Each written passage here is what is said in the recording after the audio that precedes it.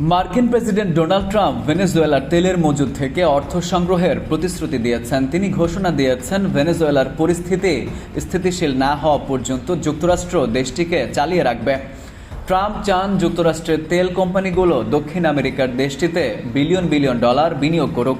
Trump আরও বলেছেন, মার্কিন কোম্পানিগুলো ভেনেজুয়েলার ভেঙে পড়া তেল অবকাঠামো মেরামত করবে ও অর্থ উপার্জন শুরু করবে।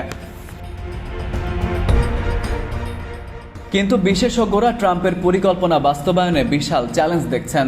তারা ট্রাম্পকে সতর্ক করে বলেছেন, তেল উৎপাদন লাভজনক করতে হলে ভেনেজুয়েলায় বিলিয়ন বিলিয়ন ডলার খরচ হবে এবং 1 দশক পর্যন্ত সময় লাগবে। এই অবস্থায় প্রশ্ন উঠেছে, তাহলে কি যুক্তরাষ্ট্র সত্যি ভেনেজুয়েলার তেলের মজুদের নিয়ন্ত্রণ নিতে পারবে, কিংবা ট্রাম্পের পরিকল্পনা কাজ করবে? তো ভেনেজুয়েলা বিশ্বের বৃহত্তম প্রমাণিত তেল মজুদের আবাসস্থল। মজুদ তেলের পরিমাণ আনুমানিক 303 বিলিয়ন ব্যারেল। কিন্তু বর্তমানে দেশটি যে পরিমাণ তেল উৎপাদন করে তুলনামূলকভাবে তা খুবই কম। 2000 সালের গোড়ার দিকে ভেনেজুয়েলার তেল উৎপাদন তীব্রভাবে কমে যায়, কারণ সাবেক প্রেসিডেন্ট হুগো চ্যাভেজ এবং তারপর মাদুরোর প্রশাসন রাষ্ট্র পরিচালিত তেল কোম্পানি PDVSA এর ওপর আরও কড়া নিয়ন্ত্রণ আরোপ করে। ফলে অভিজ্ঞ বিদেশি কর্মীরা ভেনেজুয়েলা ত্যাগ করতে বাধ্য হয়।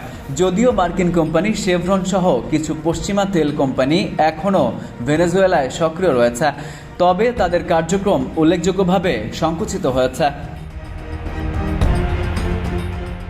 আন্তর্জাতিক জ্বালানি সংস্থার সর্বশেষ তেল বাজার প্রতিবেদন অনুসারে গত নভেম্বরে ভেনেজুয়েলা প্রতিদিন আনুমানিক 8,60,000 ব্যারেল তেল উৎপাদন করেছিল। এটি 10 বছর আগের তুলনায় মাত্র 1/3 এবং বিশ্ব তেল ব্যবহারের 1%-এরও কম। বিশেষজ্ঞরা বলছেন, ট্রাম্প তেল নিয়ন্ত্রণের ব্যাপারে যত সহজেই কথা বলছেন, বাস্তবায়ন আরও কঠিন। অবকাঠামো মেরামত ও বিনিয়োগের ব্যাপারটি অত্যন্ত জটিল। মার্কিন উচ্চাকাঙ্ক্ষা বাস্তবায়ন করতে কয়েক বছর সময় লেগে যেতে পারে। Farid U Ahmed, IBTV USA।